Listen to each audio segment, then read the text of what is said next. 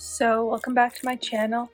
I acquired this paint set this week, sort of by accident. We were at a thrift store looking for other stuff and I came across this. It's really rare that I find any art supplies in thrift stores. I know lots of people find things like stamps and scrapbooking supplies. I never have. But I did find this unopened paint set. It's an old Pentel set that came in tubes. It's totally unopened, and so we're gonna open it. We're gonna see if they still work and then potentially paint with them. Actually, scratch that.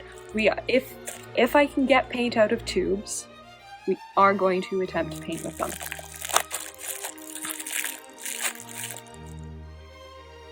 So it is still plastic sealed in its original packaging. But when I saw it, I couldn't pass it up. When I was looking at it, I was pretty sure that it was still plastic sealed. Other than the fact that all the Amazon listings have that it's vintage, I haven't actually been able to find a date for it. But I think that makes it a really fun project.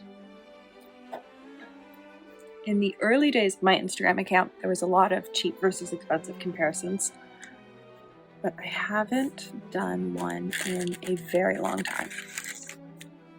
I haven't found one that interests me. This does.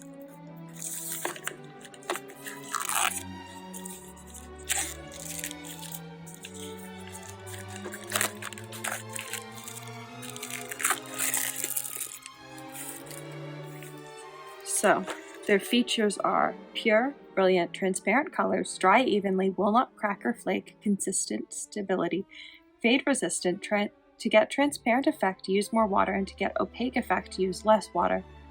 Mixing colors with white produces pastel or opaque. Uses: watercolor, illustration, architecture, industrial design, portraits, murals, and the colors are white, lemon yellow, permanent yellow, yellow ochre, brown, chocolate, vermilion, red, yellow, green, viridian, green, deep green, royal blue, cobalt blue, Prussian blue, black, purple, orange, and pink. And I think I saw somewhere that there are 2 fluorescent colors. If I had to guess, I'm gonna guess it's the pink and the orange, and I actually have a black light, and so we can test that. So, stick this here. I also got a fabulous new glass palette yesterday. I've been wanting one that's got like cool lines on it for ages, and I'm really happy I finally found one. So, let's see what these look like. I think this might actually, it's a lot of binder, but that is still liquid paint. I'm putting a very small amount of paint in each of these wells. I don't know that I totally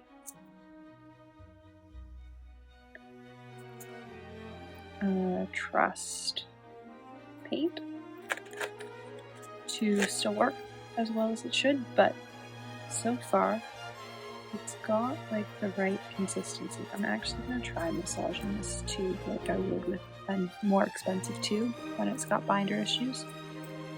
So we'll squish it around a bit, and I find that can sometimes just help incorporate a little bit.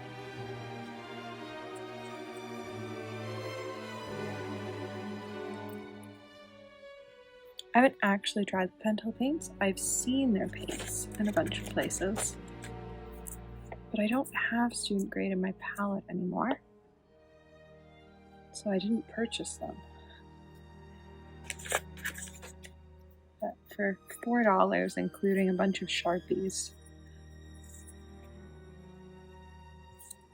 so it's not like I couldn't pass this up. So it's definitely dyed the binder in that one, which is interesting. It doesn't always happen. I've seen it happen with some colors. Ooh, that one was very combined, but also very, very ready to come out.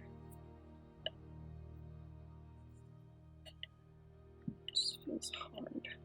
Oh, it's still coming. It's red. It looks sort of like a cadmium red, but they wouldn't have a cadmium red in a student set. Green.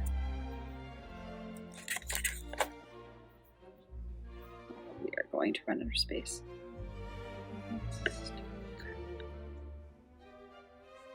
Colors and colors.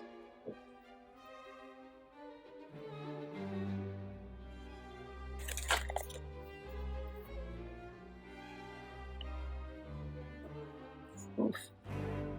Well, this is going to be this palette for a little bit.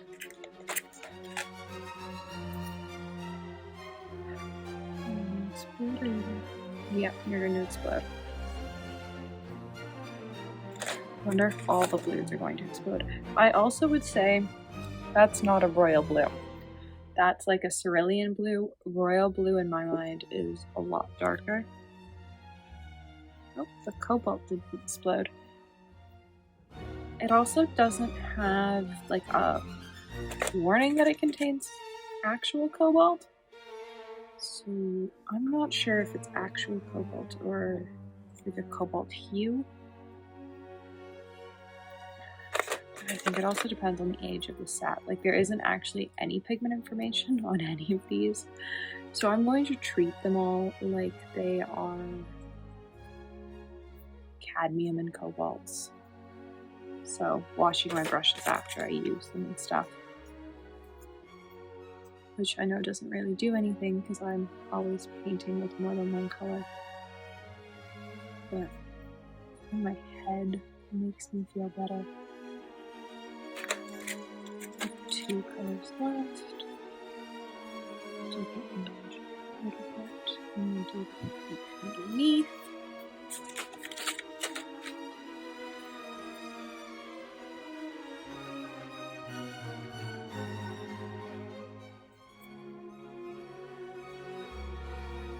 The fun of it, let's grab the black light.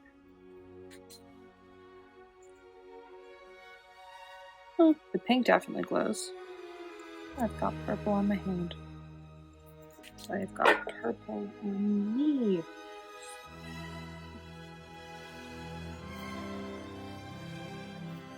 I would say it's semi-staining. I'm probably going to need more yellow than that.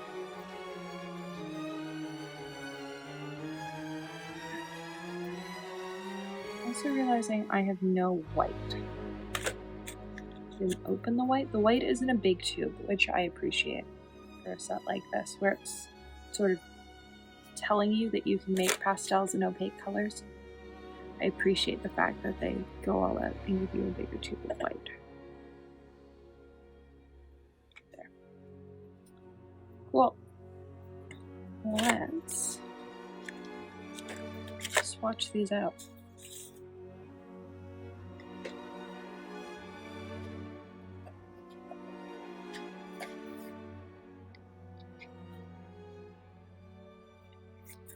I'm going to use one of these squares because I can't have them easily available to me, and it sort of seems like a good size for this project.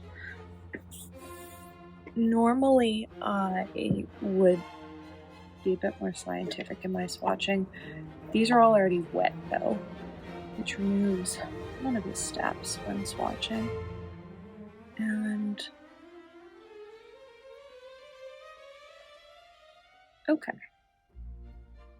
They feel pretty similar to like normal paints. I thought they were going to be sort of sticky. They're not really. They're definitely more opaque than I'm used to seeing with yellows. Yellows tend to be much more see-through.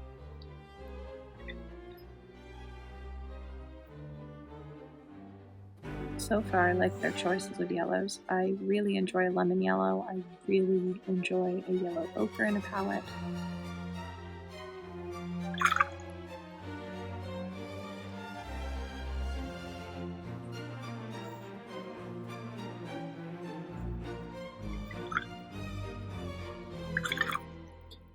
They're very sticky. They don't really want to come off my brush, I would say. They do spread nicely, but they are sticky. It doesn't want to let go with my brush, which is fine. There are colors like that. They're definitely opaque.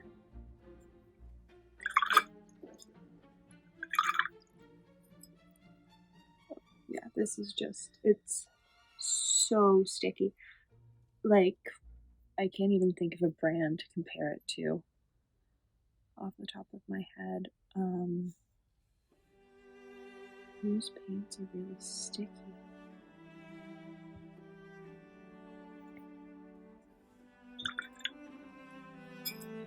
Maybe they're what you think like White Knight's paints would be like, where they seem in their pans, like they're so glossy and you think, oh, these paints are going to be sticky when you try and rinse them like that. But instead of them like actually rinsing nicely, you're getting that like, oh, they're actually sticky. I don't know that I'm making sense. The red is pretty dry. I think I already knew that though.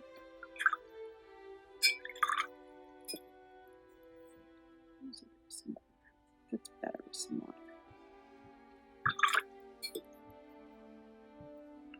Should I do a little mixing palette, please? Oh, I've just contaminated that green. That is the downside of a really sticky paint, is that now I've got red in there. Oh yeah, like, it's definitely watercolor or gouache. I might categorize it more as gouache than watercolor. It's sort of existing in that frame for me.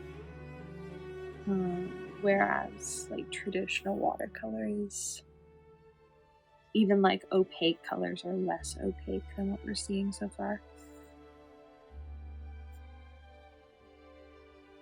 It definitely smells like elementary school paint or elementary school art supplies. Like it has the scent that you think it would have. And other phrases I never thought I'd say.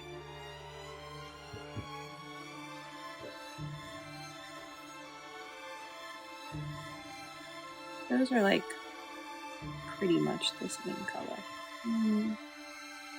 One's a darker version of the other, but like, you could get rid of this color and I'd still be happy. Get all this very sticky green out of my brush before we get into what is royal blue apparently, but really looks like a potentially pretty pleasant cerulean. Yeah, pretty pleasant cerulean. It's a gouache set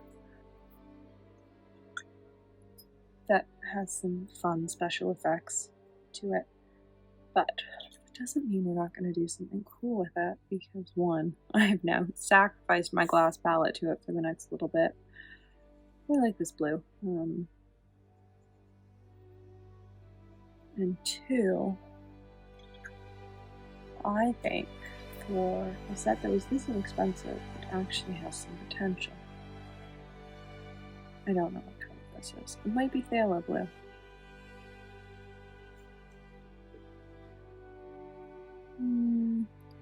Whatever color it is, it's my new favorite blue in this palette. It is very blue. It is very opaque.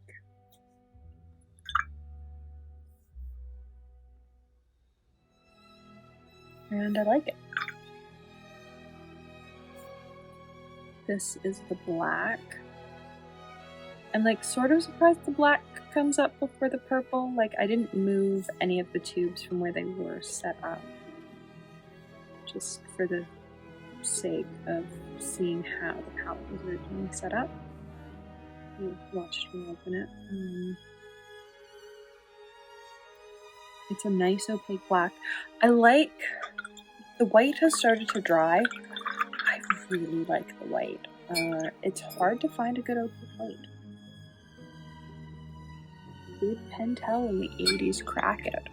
And did we just ignore, whenever the set came out, crack it? And did we just ignore them? Because it was not a high quality brand. Well, it's not an upscale paint brand. Potentially. I don't know what I'd ever use this purple for, but it's fun. I have a very similar purple in my watercolor palette, which comes as no surprise if you've seen how extensive my watercolor palette is. It's so much fun to use. I almost never get to use it though because it is quite bright. I do enjoy the opportunities I get when I can't use it. Now we have the two neons. One is definitely a true neon, which is the pink, like it glows under black light and everything, and the other is less neon. It's still cool though. I like it. I don't know that there's a huge difference between this and that. There's a difference in brightness, but other than brightness, I don't know that I see a huge difference. And then let's do pink. The pink is very pink. I appreciate the pink. Pink is like, I am here and I am pink. And then we've got a little bit of space. Let's wet this page at the bottom and drop in. Let's do two things. Let's drop in some blue.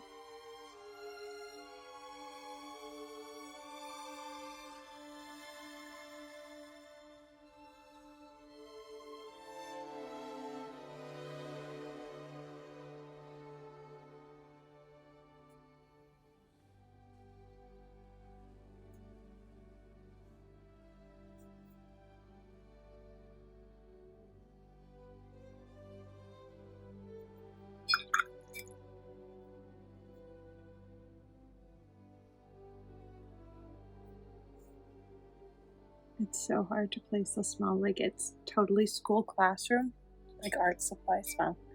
But I'm trying to like place the scent and I can't. So we are gonna let this dry and then we'll come back and paint something with it. So it's all dry now. The purple got a little bit shiny, but I've just killed my brain drawing out a very large grid. I'm gonna pull this palette over here. So this is an 18 by 18 mixing palette. And I'm gonna try. That's the real answer. I don't know how this is gonna go. I might give up, but I'm at least going to try.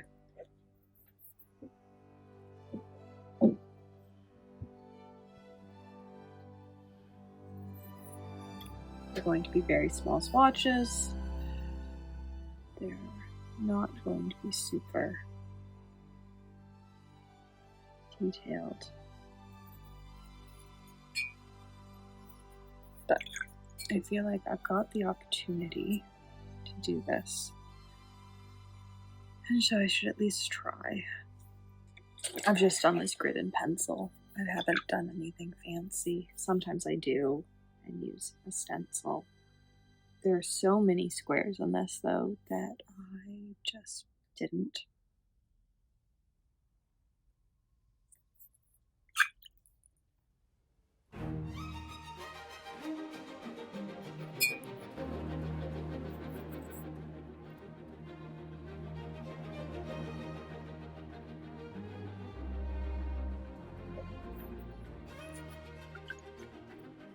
I'm also going to move the white. I think it makes more sense to swatch the black and the white at the end after the neons. So there's going to be a bit of a switch up in our order from the swatches to now.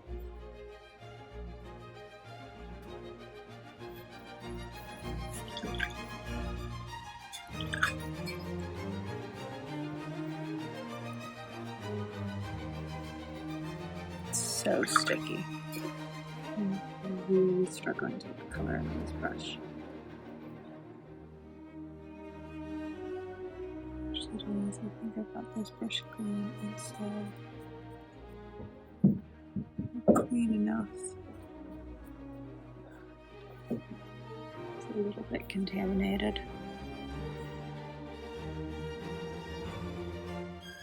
Not awful, and so we're just going to scratch the white.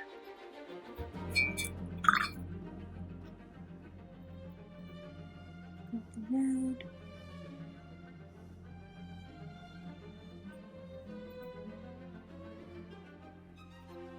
I do really like the red as reds go.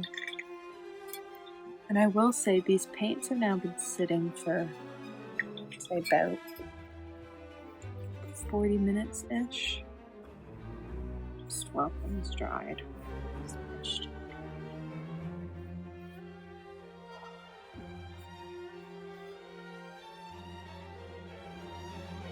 And they are developing the shell, which is nice to see.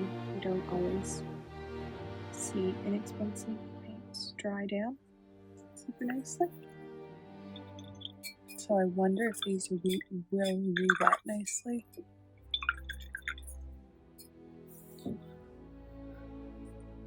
So hard to clean with the brush.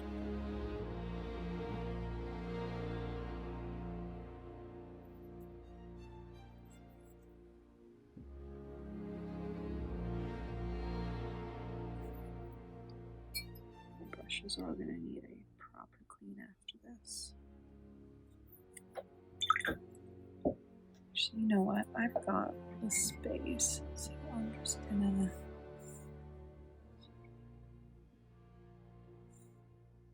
everything that's got the space is going to get a little bit of water. Not a lot, but a little bit. Just to make life a bit nicer.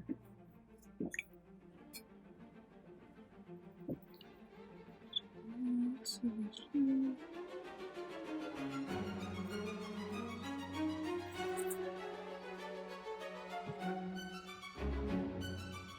I'd say there's not a huge difference between there's some. It's really funny that I have to be saying like there's not a huge difference between colors when I have such a massive studio palette, but I think when it's such a small set, like it really sticks out. It really bugs me that this is called Watercolor Blue. I was expecting something dark.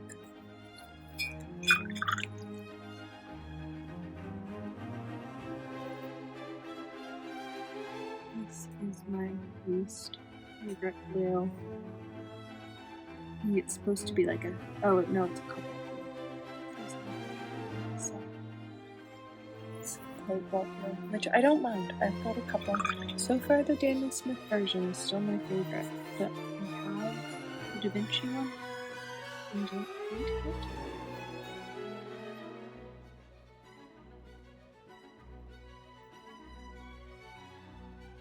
This is Prussian Blue. It's one of my favorite blues. It's sort of more indigo-y. It's like it's phthalo turquoise and indigo, and indigo mixed is how I do Prussian most of the time. And I am going to do purple.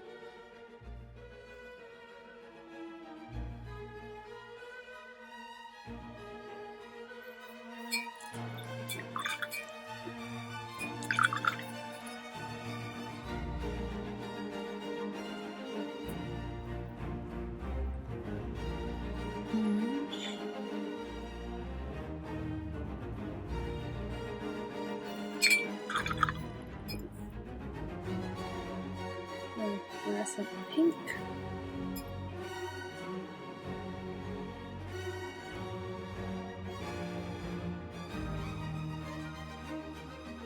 It really wets quite nicely.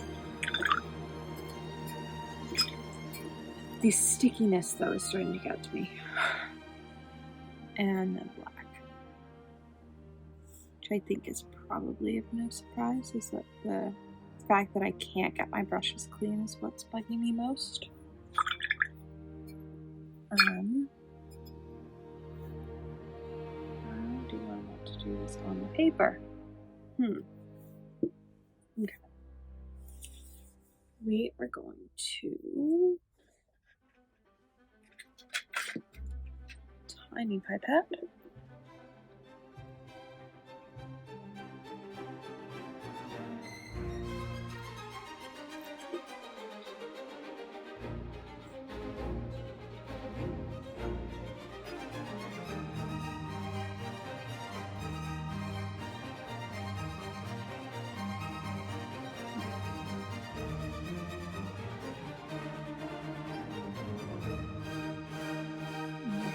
Head.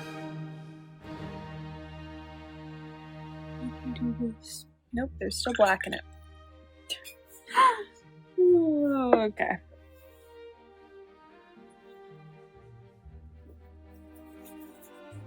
In my head, I can do this the same way I do the larger ones,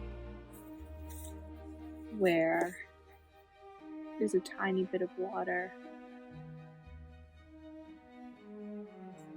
and the mixing happens right on the page, so that I don't have to use a palette.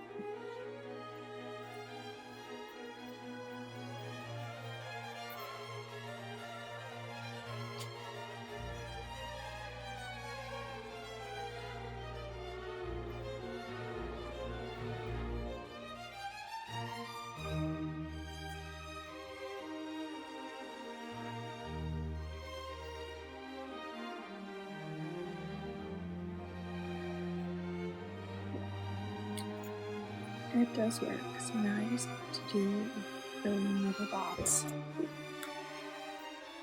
I don't even know how many.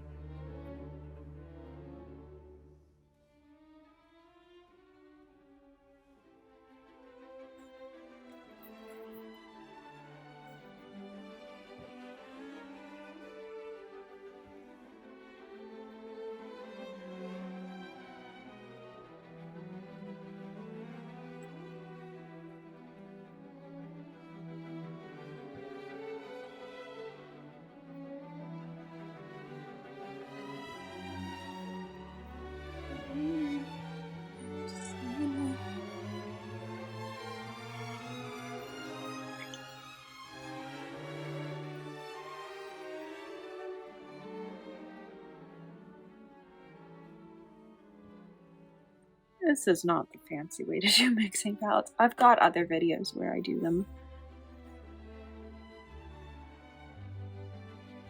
So we're back. It's been like 12 hours, probably closer to 14. Starting a long project at like 9 o'clock at night. Never a good idea. I got frustrated and so I abandoned it. So we're gonna see if I can fix this. I don't know if these will have totally stayed. Nope, they re-wet pretty nicely actually. So let's see how these palette colors re-wet.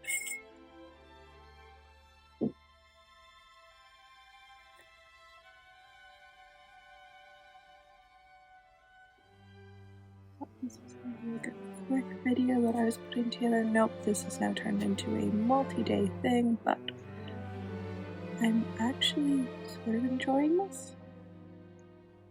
Which is odd to say. I don't always enjoy multi-day projects with a brain injury and find them quite frustrating.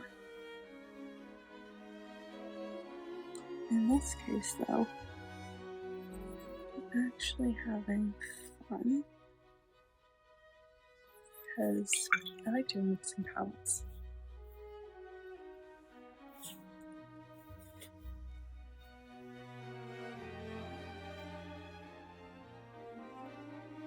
It is a huge mixing palette though.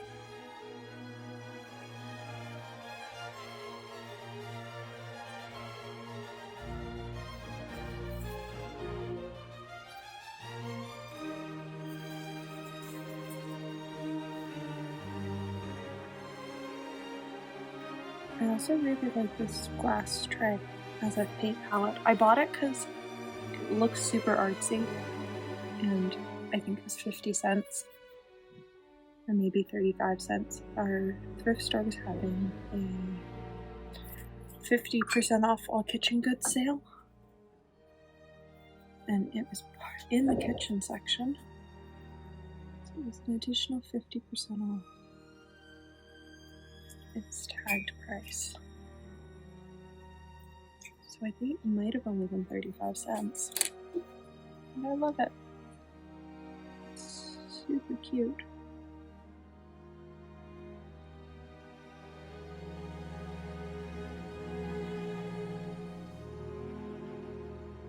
I sort of want to use it as inspiration for like a watercolor card and put lines on a card in like the same place and just like drop color into them.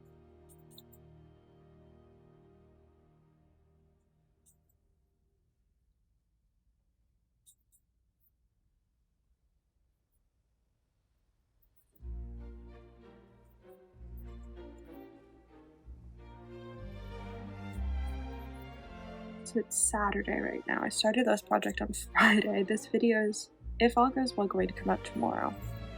I might hold it though, and it might come out next week. I think I've got something else filmed that could come out tomorrow that's almost done at being edited. Depending on how long this takes, I might decide to hold on to this video for a week. Just for the sake of my mental health. Sometimes filming and editing a video the same day is a bit much. But I do like that these mix really nicely. Sometimes student grade sets don't. They go all chalky, they go weird. I've already mixed that color. They also, now that I'm re-wetting them from dry, they are far less sticky. They're rinsing out my brush really nicely, whereas yesterday they were super gloopy and sticky. So I think using them from dry is the answer.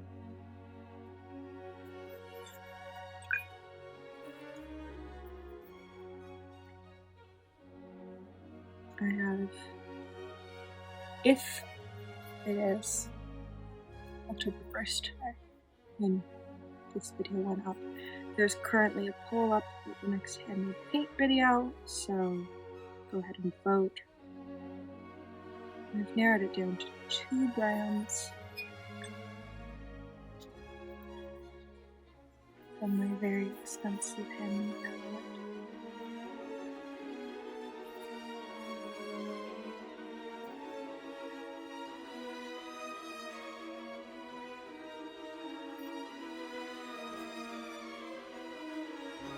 The Prussian is definitely very Prussian.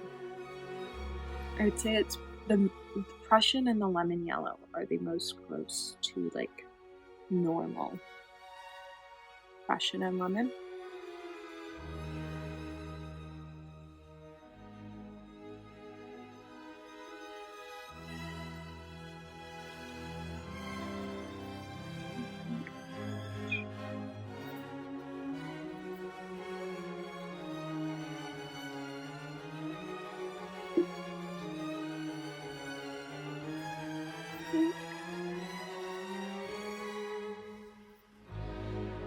One thing I will test is how many of these colors glow once the pink is mixed into them. I don't think any are going to glow with the orange, just because the orange doesn't really glow by itself. But I think several will glow with the pink potentially, or you'll have like flecks of glow, which could be a really cool effect for like a Halloween piece.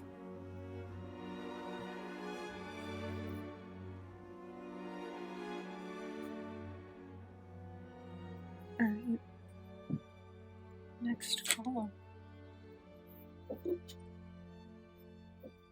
Actually, I think I'm going to skip one and I'm going to come over here, just so that this has time to dry.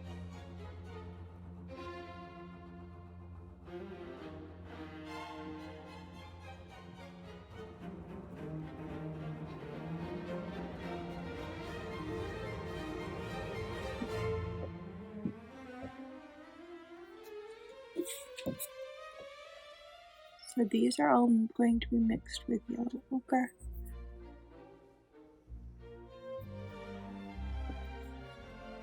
So much nicer now that these paints are dry. Mixing yesterday was no fun at all. The paints were so wet.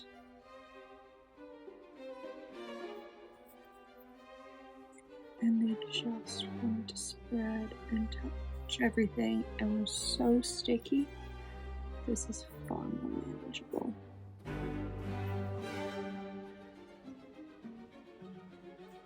They're also not as chalky as I expected. Most of the student grade sets I've used tend to be quite chalky. I would describe this one as like lightly chalky. Like, it wouldn't be my first pick of paint set, but if like you offered me this or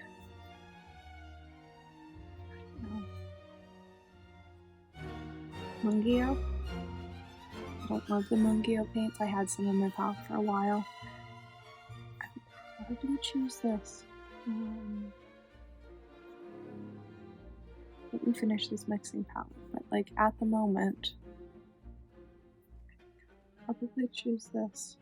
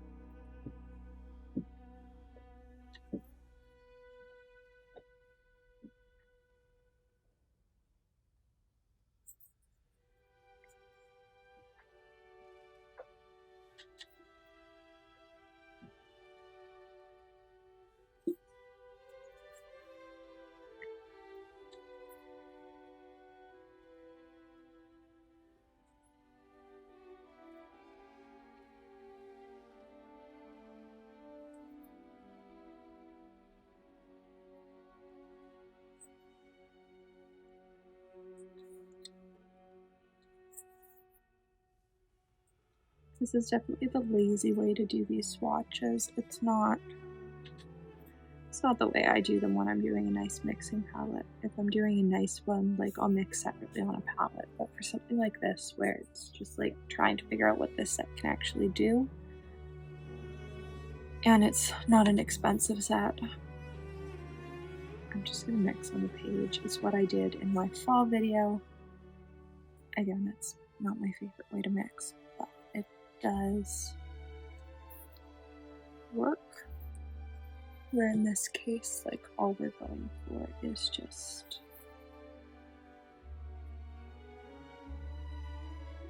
changes in color. I would say that all of these color shifts so far are what I would expect from yellow ochre normally. There are no pigment numbers listed, so I'm not sure if it's yellow ochre or like pigment or dye. I don't think it's a dye. Like, they're lifting. The fact that I could re-wet these and like after they sat for 14 hours and like I was able to lift them, I don't know that they're dye.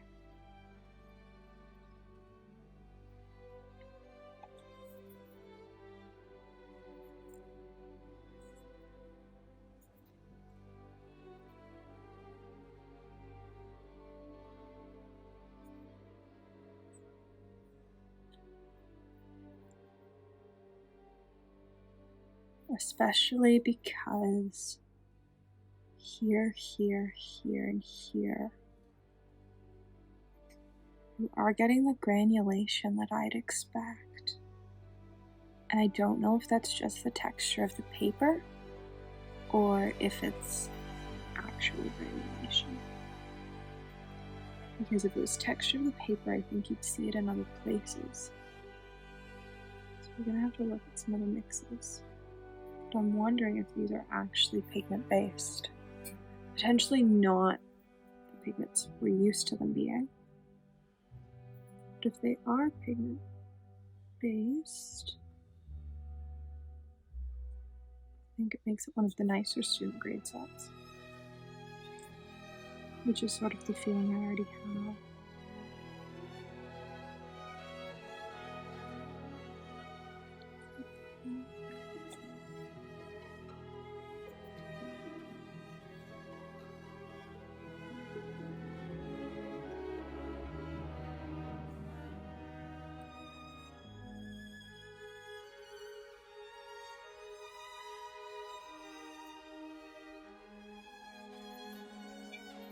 And then we've got white.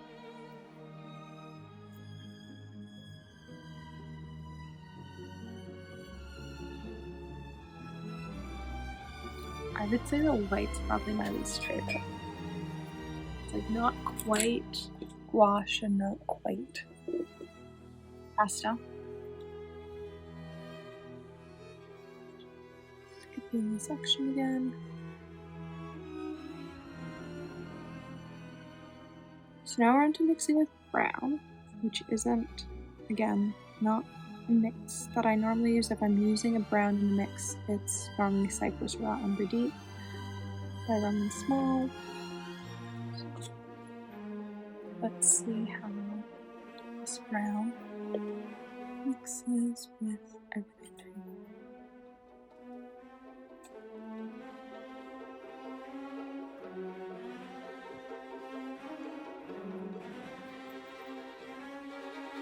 I do like that even after reactivating, it's nowhere near as sticky as it is right out of the tube.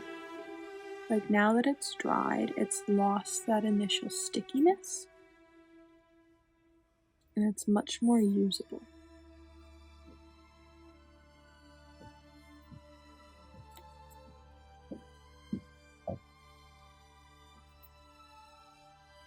Which is always nice.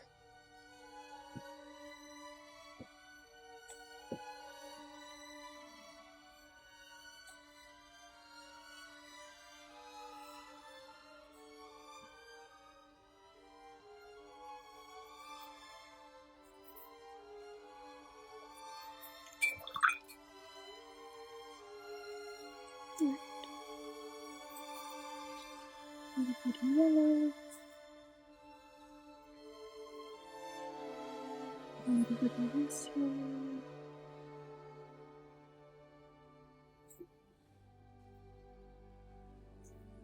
This one. Right now we're just toning browns. This yellow. Oh yeah, that's what I'd expect there.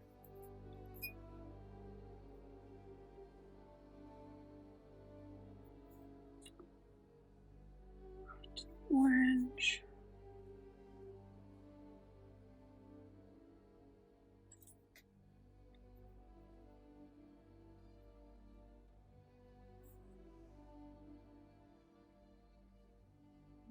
Red. I do really like this red still. I think they're going for like a cherry,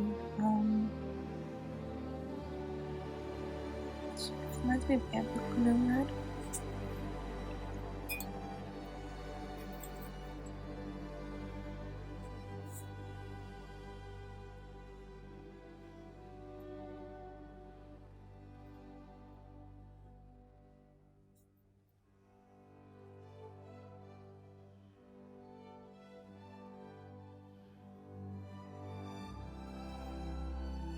Oh, that green like took over.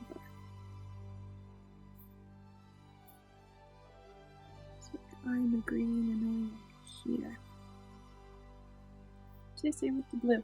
I do like these browns. They feel very fall, especially like this section. They feel very muted and fall and sort of like smoky.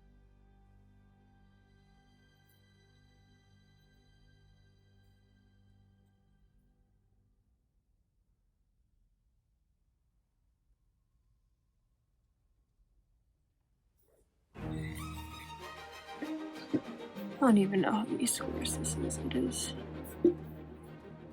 so many. Oh, this is going to be such a long mixing palette video. And I still have to paint someone. Because what is a video like this if we don't decide to paint something? I don't know what we paint. Based on the color palette, we probably need to paint something.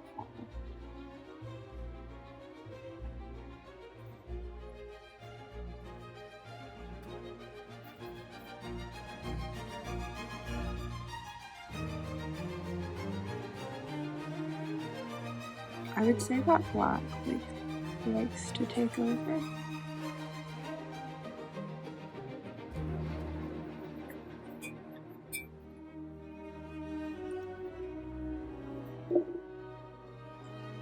Some more watercolor.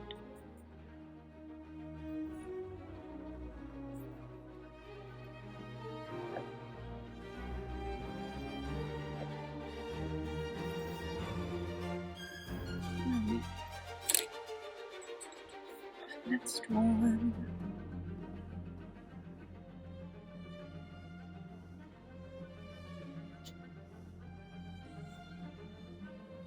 Once we do all of these, we're going to take a little break, and then we're going to do the rows we're skipping,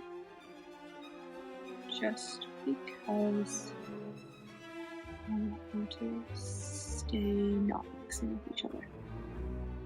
And there's so little. So this is a 6x6 piece of paper that I've divided into an 18x18 grid. And so they're really not large little wells we're working with here. So my goal is that I can just keep everything from blending together and making a mess. Really, that's my fear. My fear is that, like, everything just becomes one mess, and you can't really tell what was what. So I'm really trying to stay within the lines.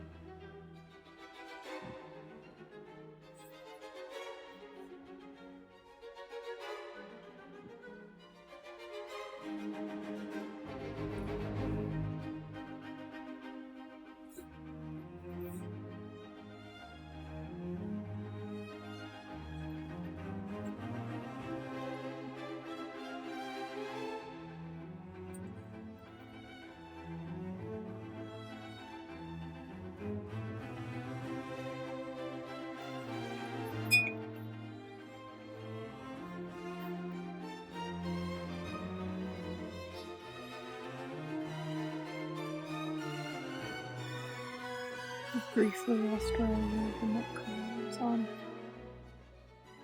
What is the other downside of a palette this big, mixing palette this big, is that it can be hard to remember what exactly you're doing.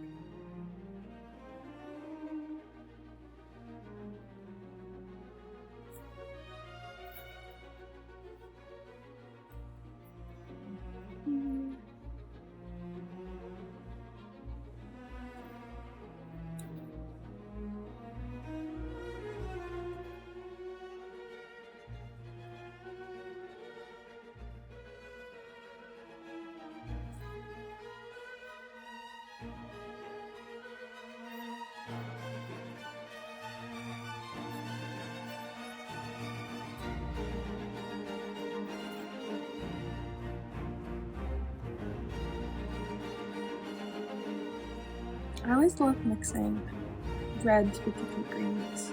I always think you're gonna get a brown, and depending on the green, you might not. In this case, it's created quite an interesting, like, maroonish sort of color. It's like sort of purple. That's definitely a purple.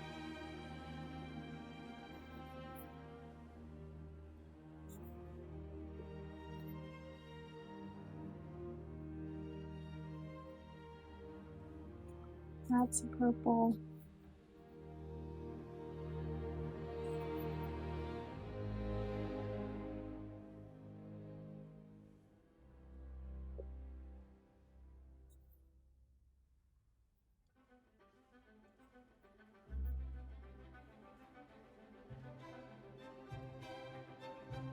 Ooh, that's fun. It's like sort of quin magenta-y.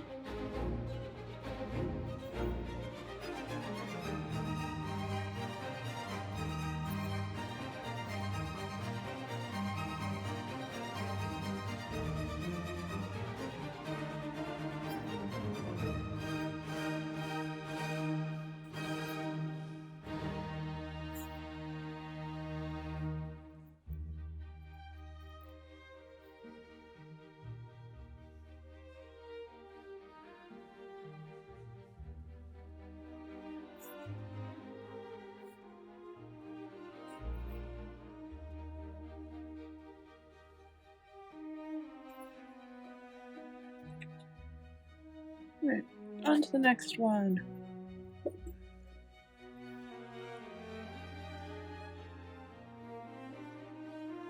We're now into greens being mixed. Especially halfway, I think it is. Change here. It's halfway.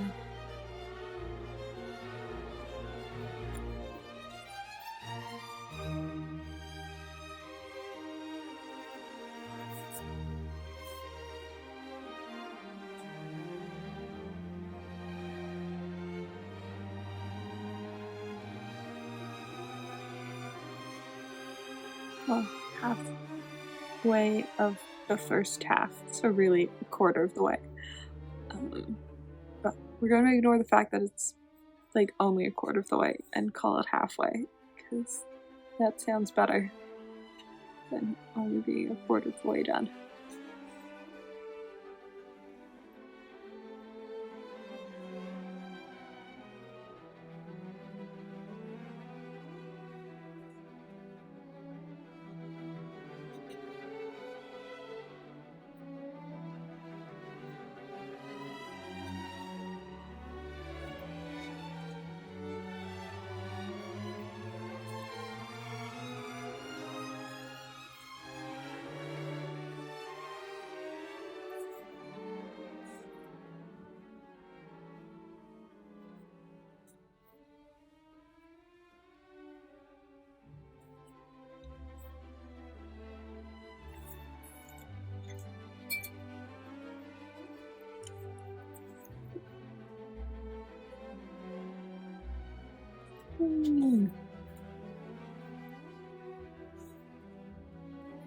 Green!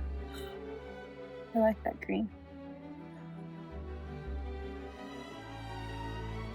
Like no color change, it's add a tiny bit more. Sure, we're gonna call that a color change.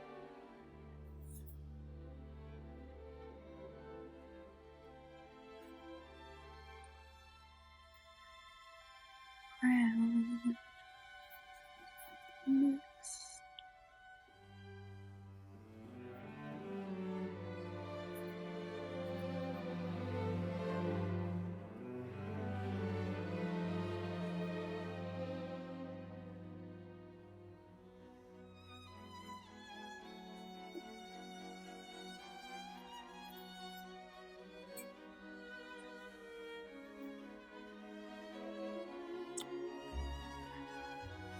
Cherry, which isn't what it's actually called, but I'm too lazy to go and check to figure out what it's actually called.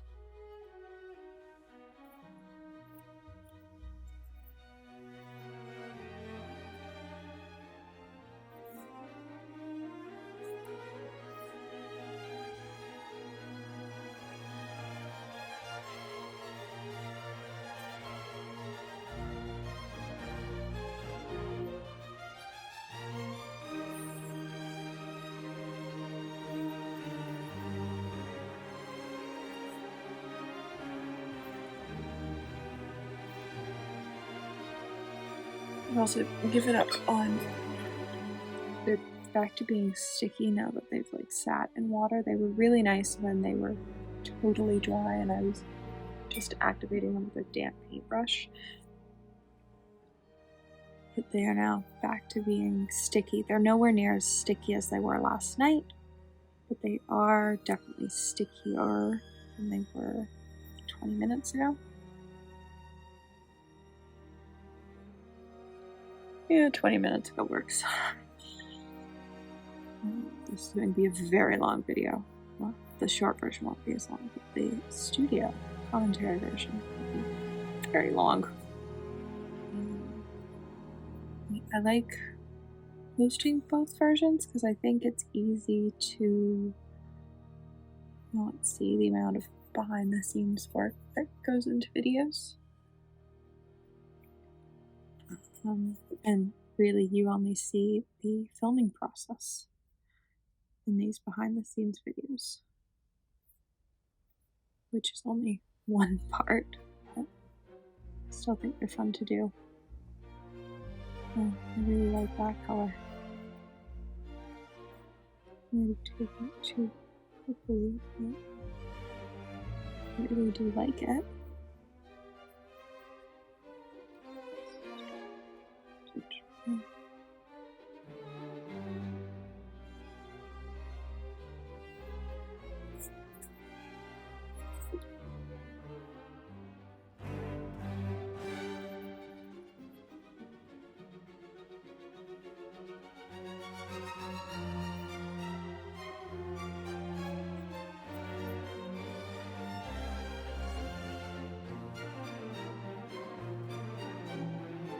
I wonder if with enough pink that would totally gray out. My brain is leaning towards yes.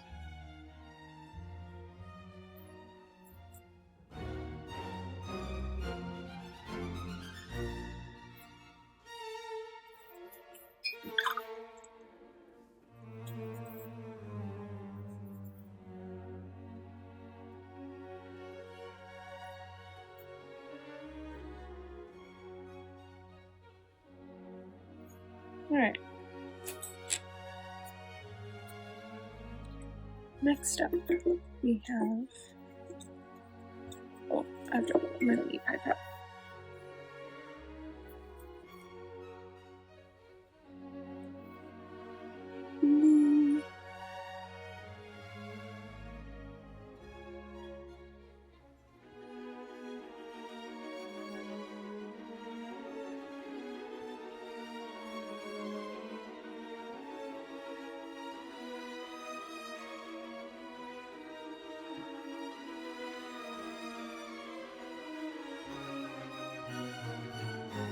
This is the lightest of the blues, which is called Royal Blue.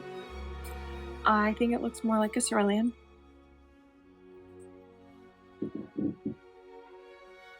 Because in my head, Royal Blue is a much darker blue. Or when I see Royal Blue like talked about as a color, it's a much darker blue than this. But the tube has this color labeled as Royal Blue. The box has this color labeled as Royal Blue. So it is Royal Blue. No matter what I think.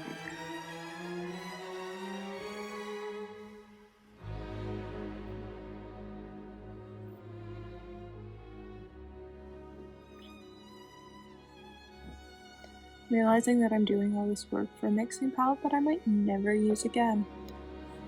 Which is fun, but it's also interesting to see all the colors that come out of this set.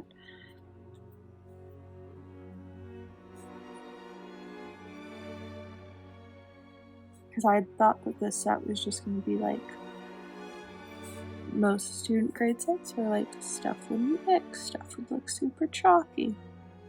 So far though, on both cotton paper, which is what this is, and 25% cotton paper, which is, I think the fluid blocks are 25% cotton. They might not be. It looks nice. Like, they are chalky in some mixes. I definitely say this blue is more chalky. Like, these all look much more chalky than other mixes do.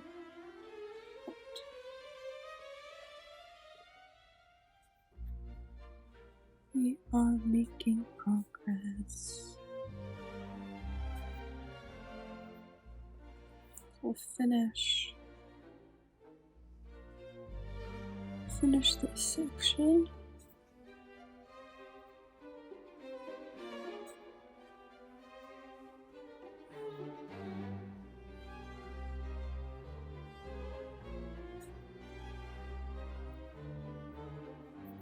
And then I will go and let this dry before I do the other half. So if I do both halves at the same time, it's just gonna get too wet. And while that dries, I will sketch out and paint. I don't know that I feel like doing something freehand. I might use Plexus to find a reference image. I might go through what I've saved as reference images and see if I've got anything like Halloween saved. I don't think I do though.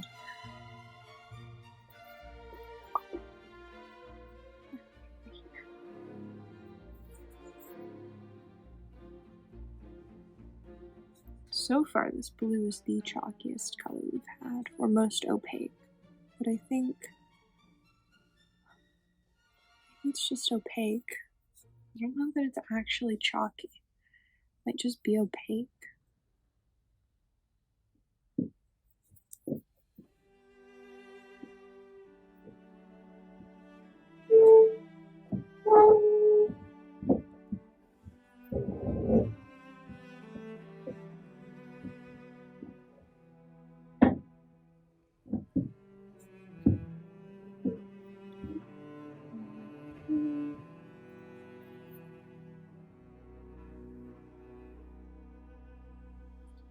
I really like this glass plate. I have been looking for, lots of people use like deviled egg plates or things like that, and I have looked.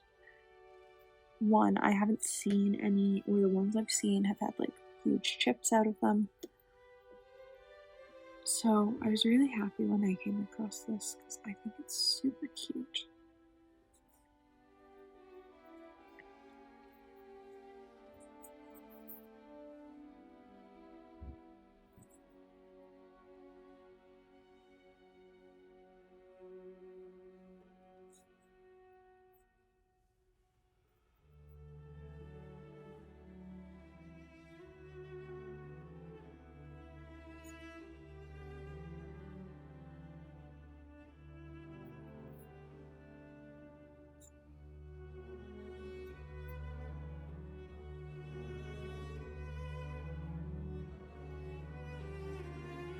This black is odd. In some cases, like here and here, it's sort of looking like it might granulate, but I don't think it's going to.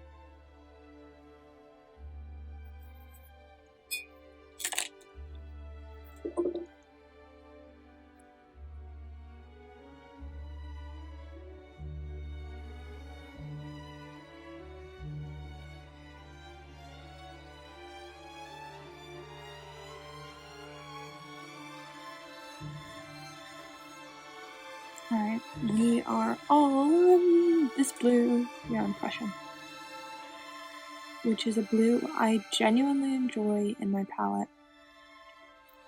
It doesn't appear in paintings that I post all that often, but I do use it a lot when I'm just playing around with color. I struggle at using it in pieces though. When I'm just like throwing color on a page as a mental break, it is definitely a color I reach for.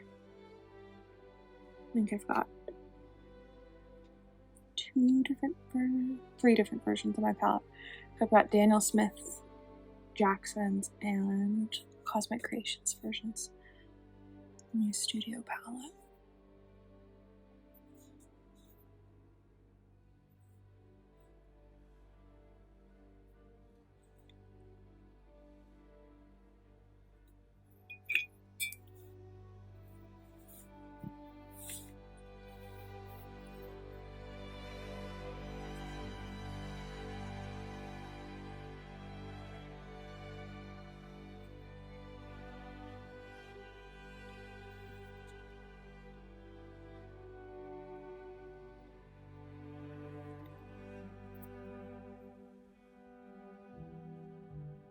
Much like the yellow ochre, it's acting exactly like I would expect a Prussian blue to act, where you're not really getting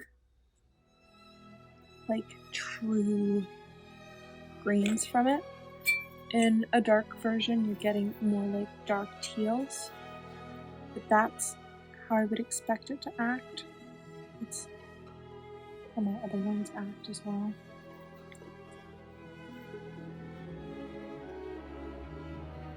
Nope, wrong color.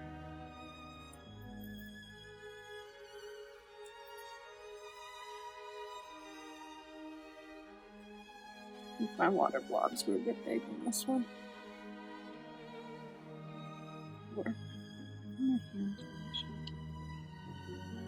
Oh, my hand's shaky. Oh, that's good.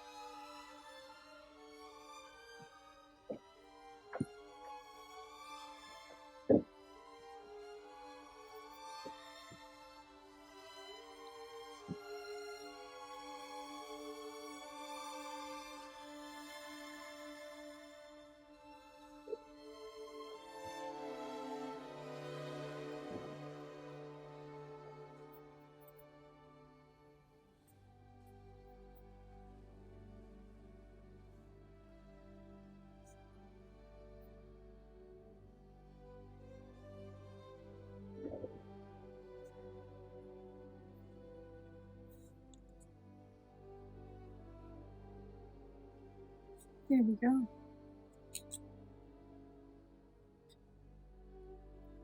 So the next color is the supposedly neon orange, but it didn't glow under a black light yesterday when it was wet. So I'm unsure on how neon it actually is. The pink, on the other hand, really glows under a black light. So I'm excited to see if that carries over to the mixes. Sometimes it does. Sometimes it doesn't. It depends on the paint.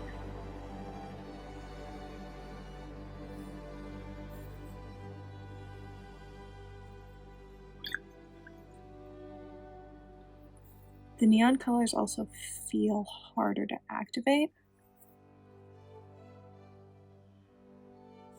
They're also far less bright.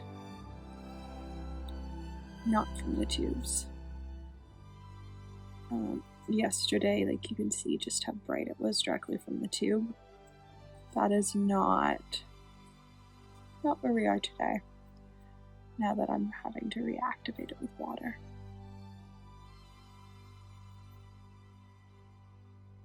Like the paint underneath, it's still like sort of dry as that level of neon still. Paint up top is not.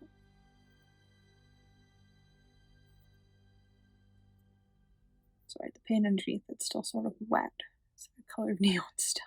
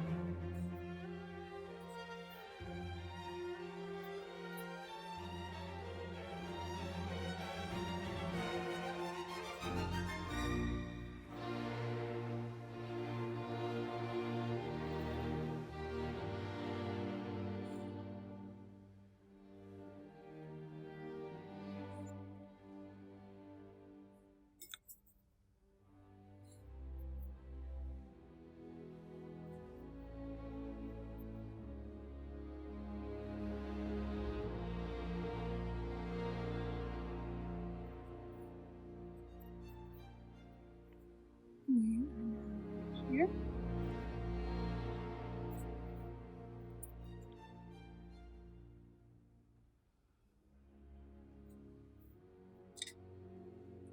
Vermilion.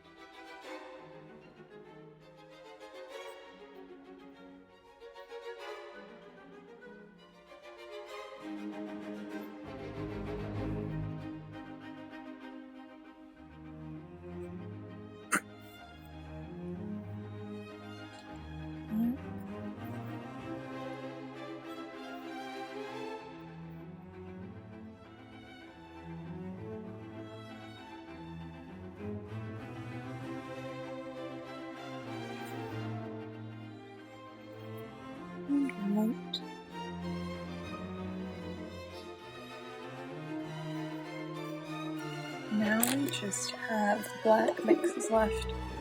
And then I'm going to let this dry for probably 15-20 minutes. Some of these over here are already dry, some of them are still wet. But I want it to dry completely before I do the next set of mixes. Just so that I don't have to worry about accidentally activating anything.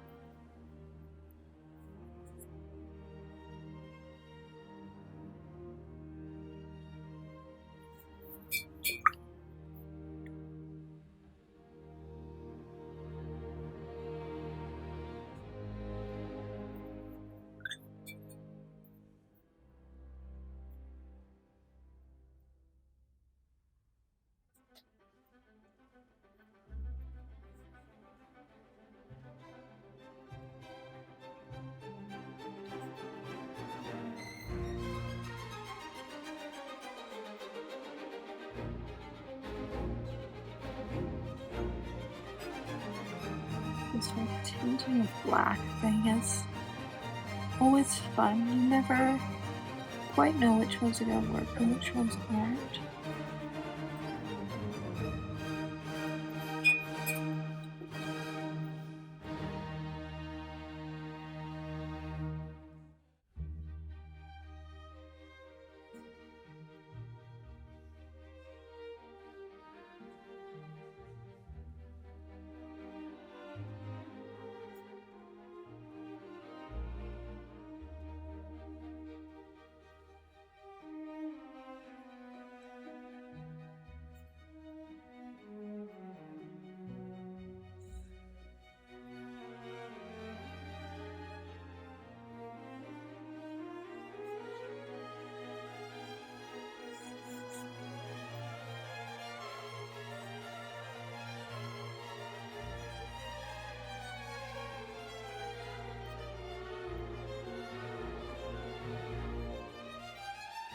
I just wet that orange. How did it all evaporate already?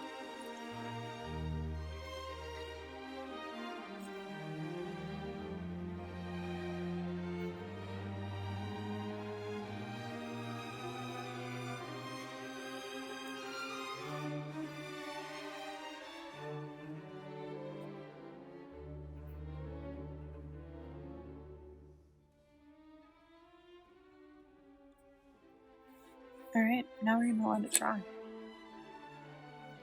So I thought it was gonna take like half an hour to dry. It took more like an hour. So it's dry now. We're back.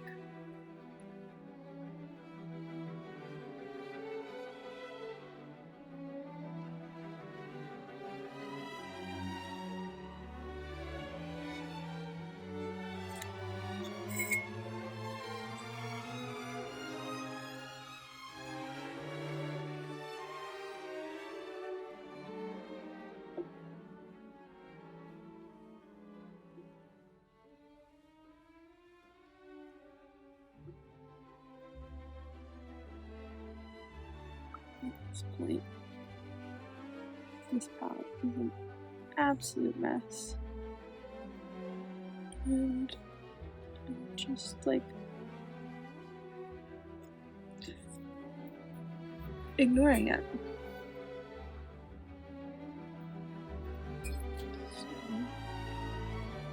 this yellow.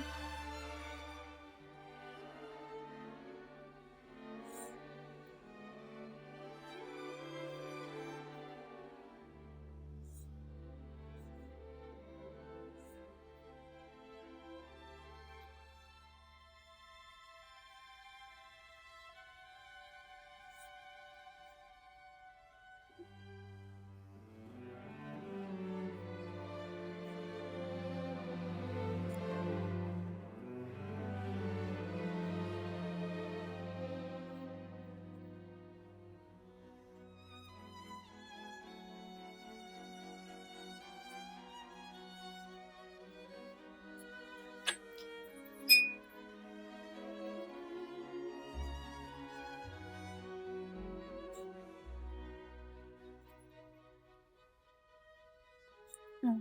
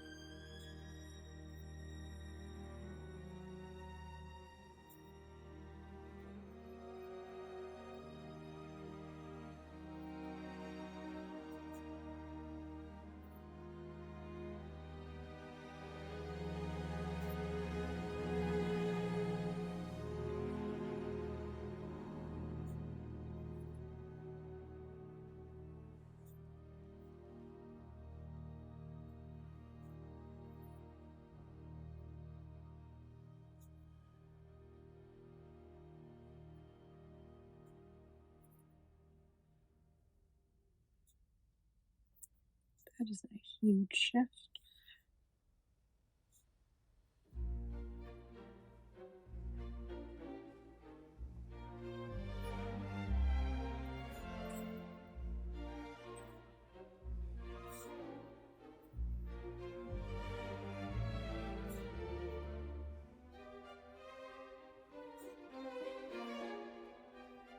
I like when the Kleenex sort of becomes a work of art.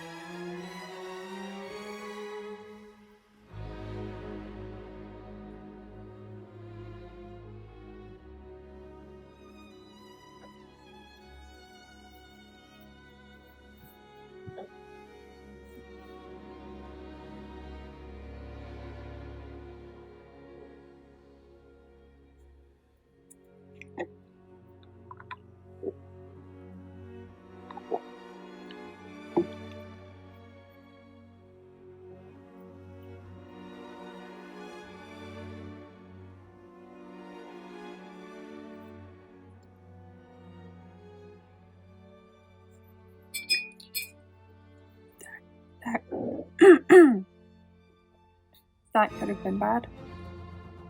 It is allergy season, and I am basically allergic to chemo. So, life is fun.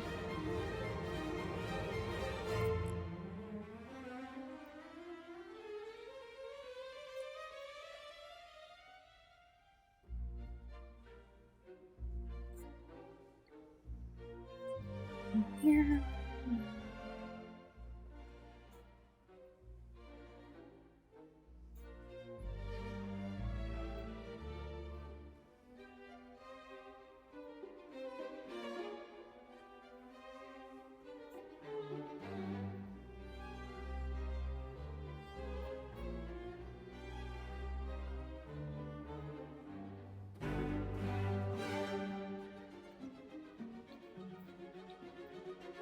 So far, I think there's the least amount of change in these colors. And I don't know if it's just because of how strong that red is.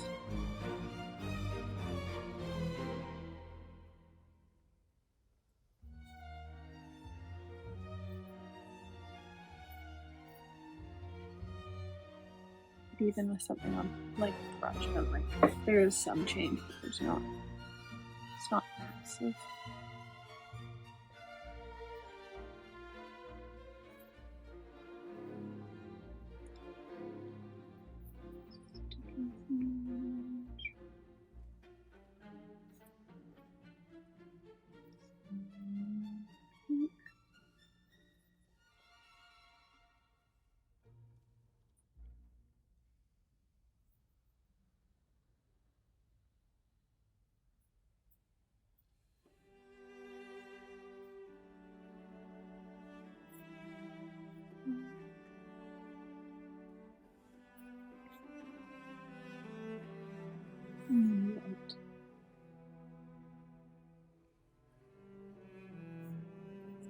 Alright. Making progress.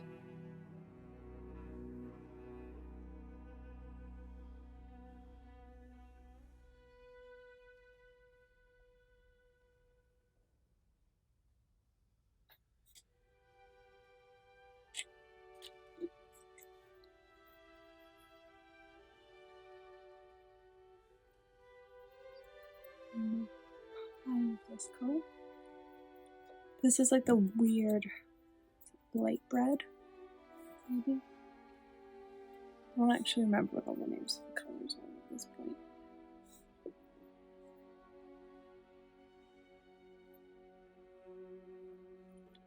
But I know I've got it in my actual palette. And it's not a color that I reach for all that often. I tend to reach for a red one like this one than I do for a red like this.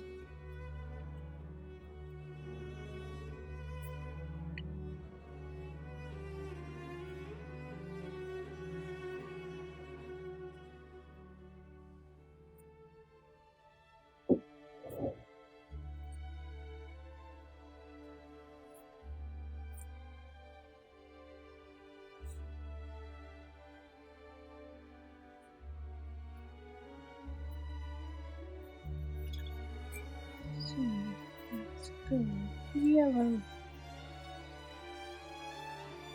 Very orange. And the next yellow. Very orange. So yellow ochre. And muddy orange.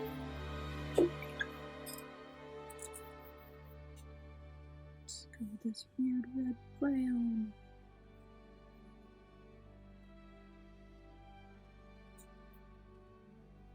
Sure.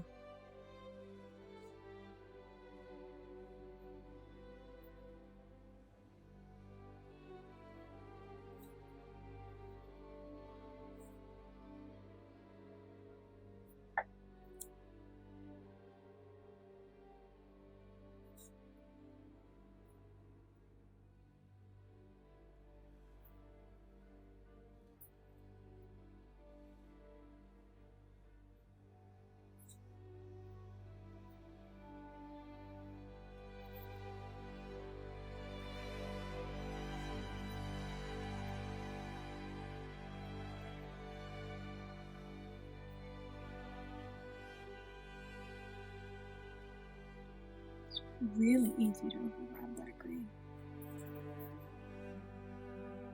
Probably the easiest color I've ever had was that green and this green.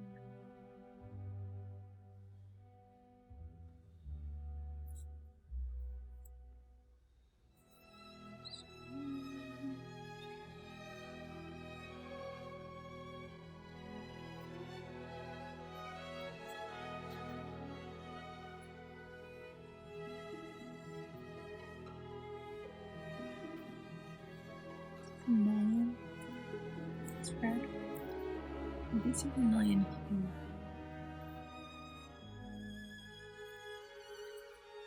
We're trying to be a vermilion hue.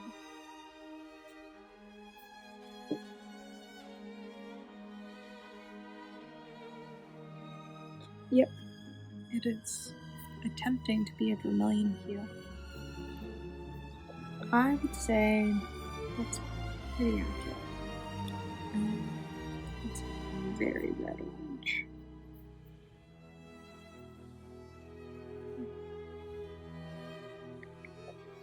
Mix neon orange into it and it goes like a little bit brighter, but there isn't a huge shift. Same with neon pink, like it's already pretty bright.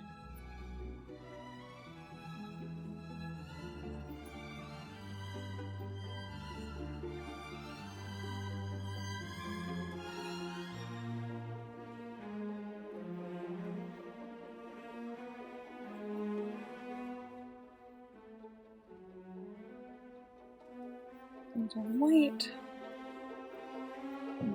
Flip this Kleenex over.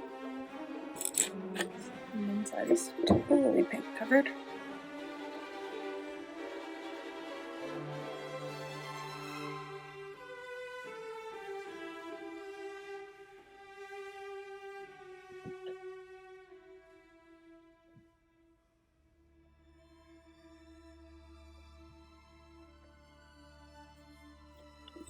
Ooh, we're mixing with lime green. Not a color that I use in mixes, or as the base for mixes all that often. A sort of muddier lime green did appear in the Spring Florals mixing palette. Is there one in the fall? No, I think I chose no greens in the fall palette. I think I just went with blues and yellows and neutrals for the fall palette, and reds and stuff. But I don't think I used a base green. I think I wished I used a green. I had a discussion about how I wished I used the same green that I used in the summer palette, spring summer. Because it felt like it was the right moodiness, and I wasn't certain about one of the mixes when I was done with it.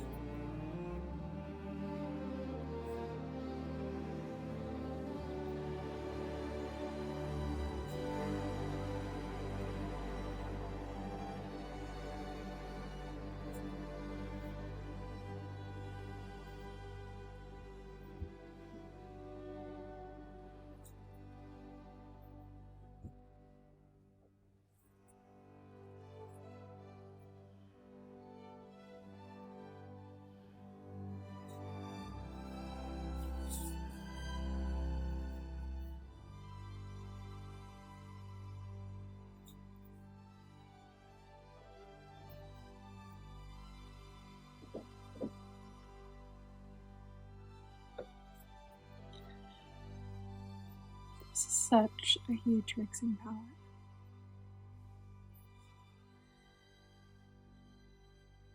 I don't know that I find something like this really practical. It's too big, my eyes are bouncing around a little bit. But I did want to see what I've screwed this up. That should have been red. What the possible mixes were for this set. And so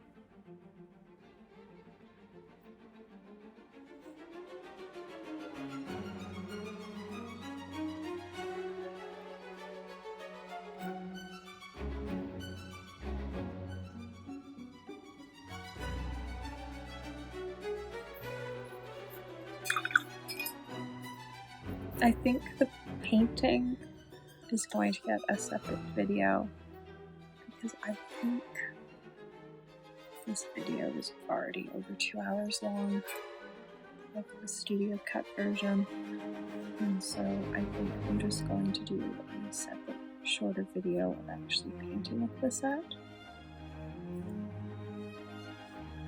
so that if you just want to see painting with the set, it's its own short video.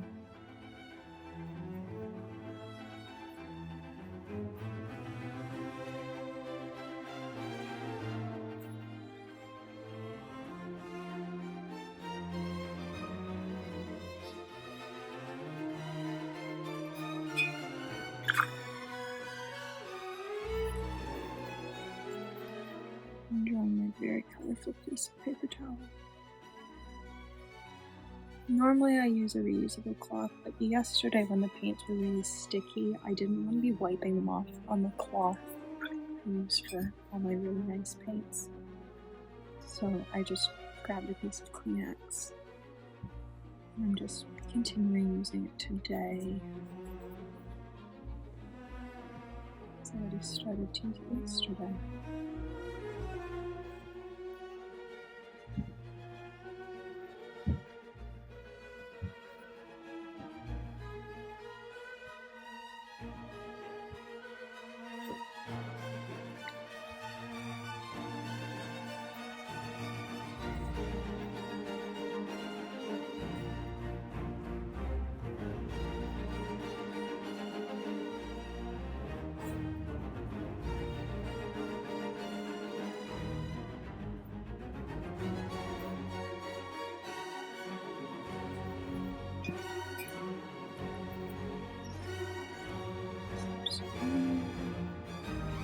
not cerulean, it's royal blue.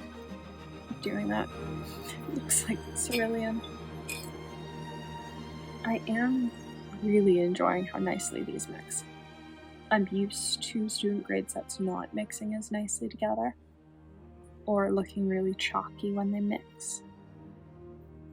These are getting like hard lines, but it's my fault. I'm using a lot of water. I know this paper doesn't take as much water as I'm using, but I'm working in very tiny squares and I'm trying to mix without using a palette, so it does take more water than this paper likes.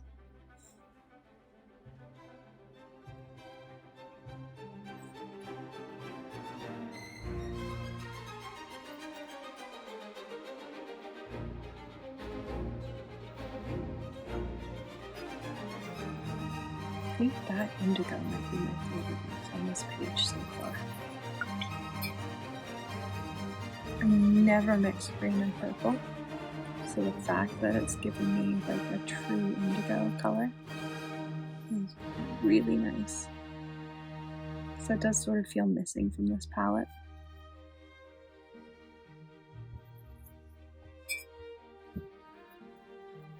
You've got some of the darks, you've got some of the mediums, but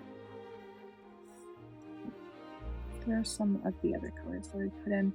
There's also a 12 version of this set. I haven't looked at which colors are in the 12 version versus the 18, which is what I have. I would assume that there's probably one less blue, one less yellow, one less green, and no neon.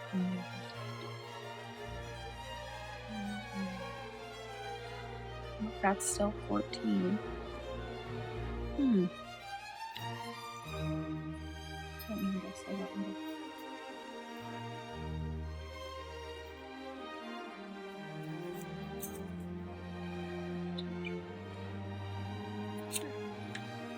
We'll call that next.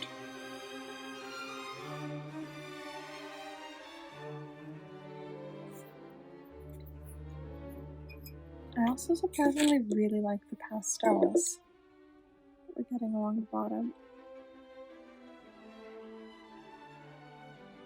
It's not taking much white to create them. I do still really like the fact that the white tube is so much bigger than all the other tubes in the set.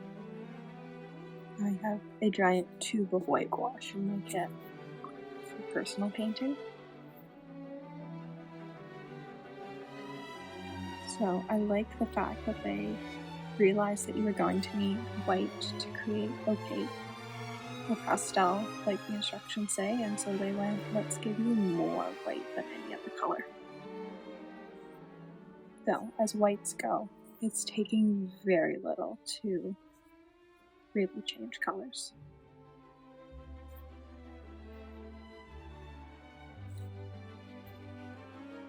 I don't know which blue this is.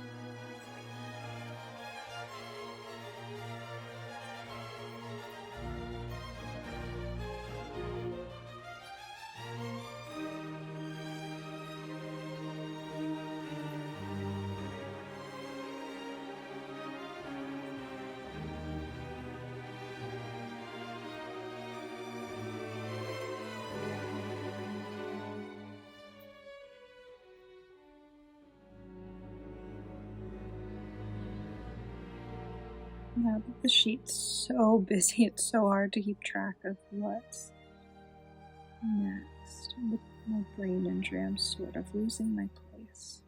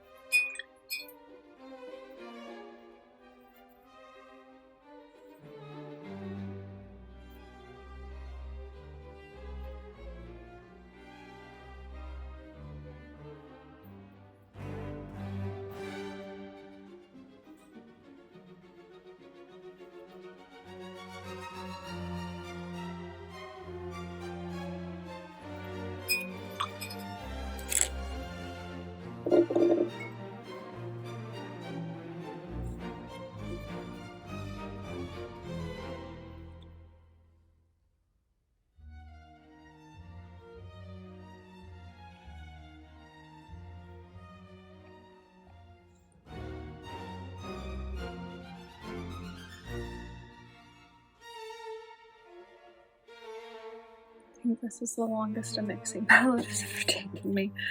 I think we are in hour.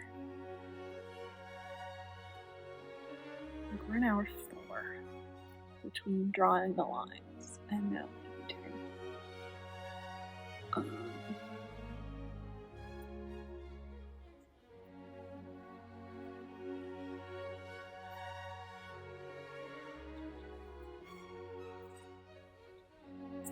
We're so close. So do this like when you got neon pink and white left. I'm done. So close to being done.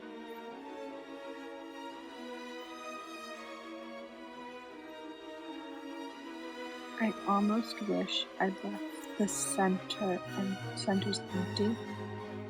Some people do that. Normally I hate it, but on a palette this big, I'm really having trouble keeping track of what's the normal color. So I might also just go through and outline them in black. That might solve my problem.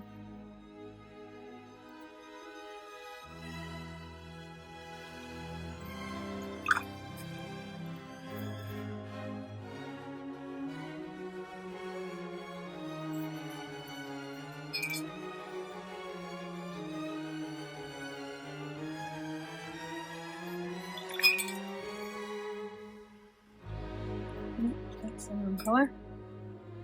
Okay.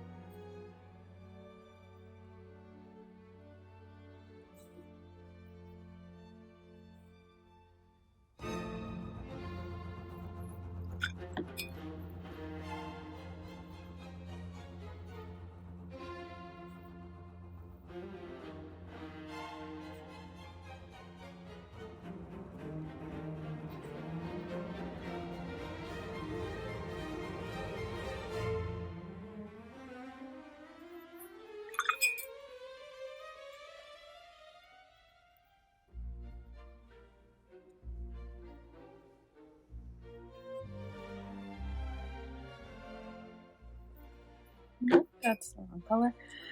So over here, which means we're just in neon green, which means we're here. Okay. As you can see, like, it's starting to get a little bit confusing about where exactly I am in the chart. I lose my space at all, and I'm totally stuck. There's no getting out of at this point.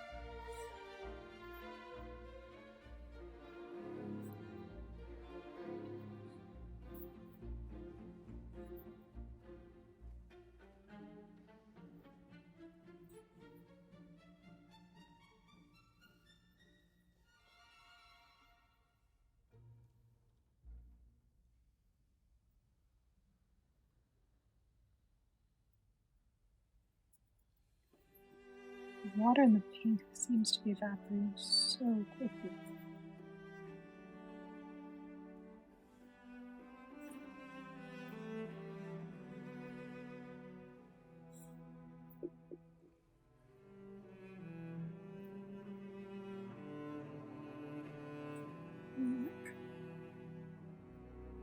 Right.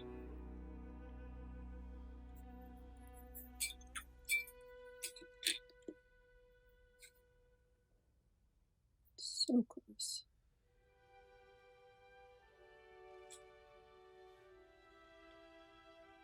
I'm hoping I've got enough pink. I really don't want to put more out on this palette. I didn't want to sacrifice this palette to this project, but it appears that this palette is just going to be Pentel for the next little bit. Which is fine. I can live with that. I just don't want to add any more paint to it if I can help it.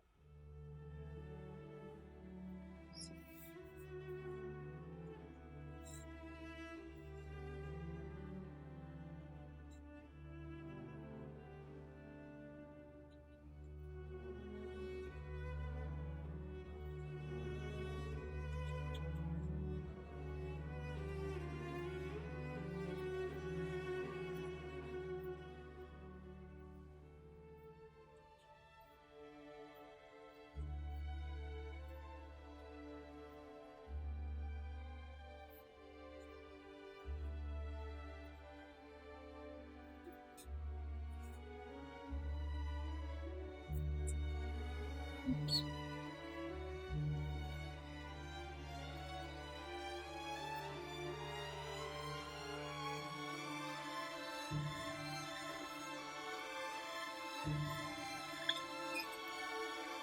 Alright.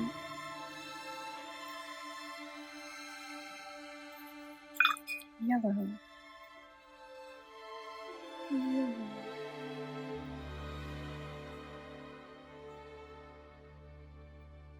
Yellow.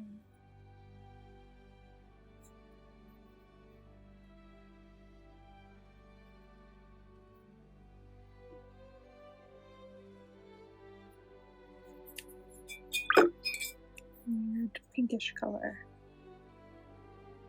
Brown.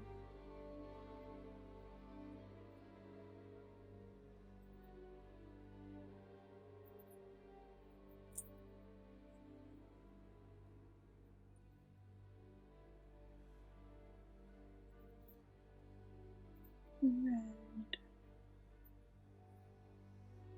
Lime green. Oh, this is really gross. Yep, it's gross.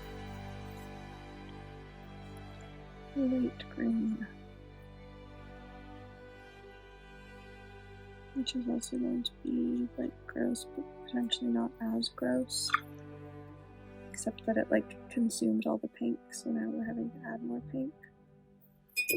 Oh, actually, it's not bad. It's like a purpley grayish. I can live with that.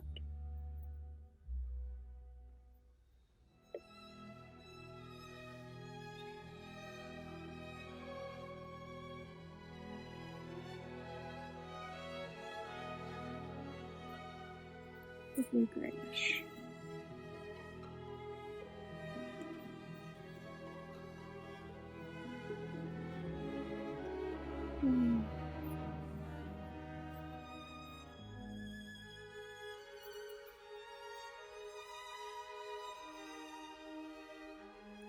Purple.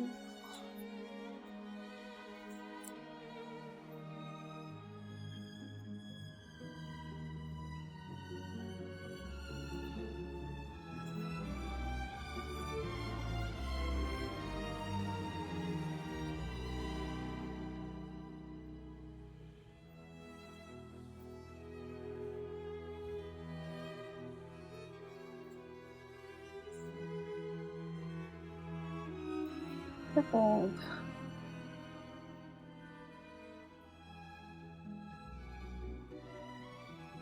Purple. Orange.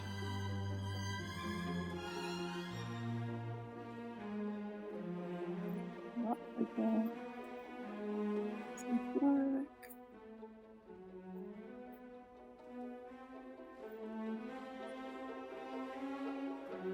Spooky. This is why a granulating black is always part of my palette. A good granulating black is the easiest way to make. Good granulating black and potter's paint are the easiest way to make these granulating colors. I like how swatching this palette has also turned into an instructional discussion about how I set up other palettes. Because would it really be a me video without side tangents?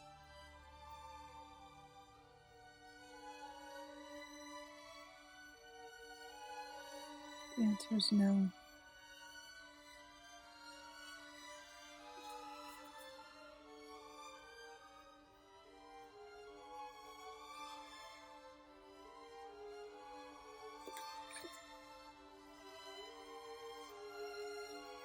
Nope.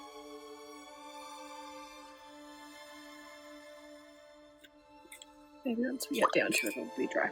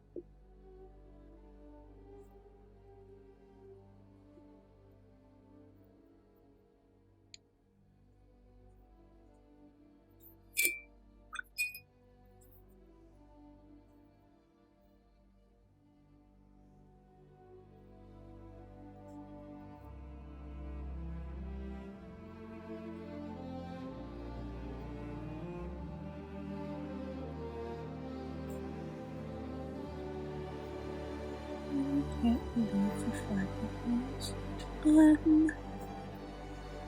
this part. Because I do still want to paint something with this massive palette of paints.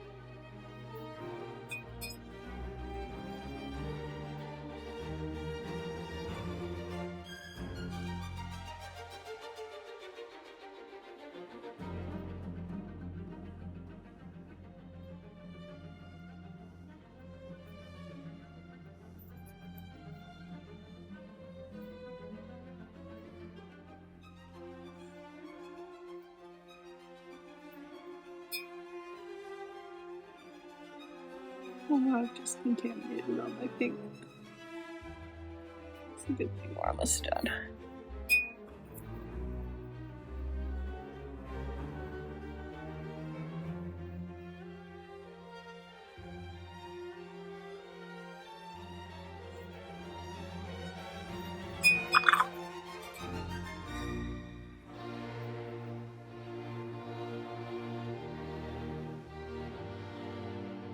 Cool. There we go.